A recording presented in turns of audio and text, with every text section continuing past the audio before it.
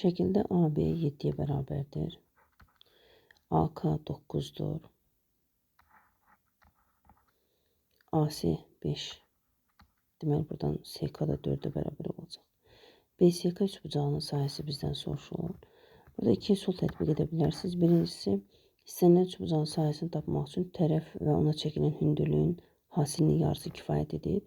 Tərəf burada SK-dır və SK-ya çəkilən hündürlük SK-nın uzantısına düşür. AB hündürlüyüdür.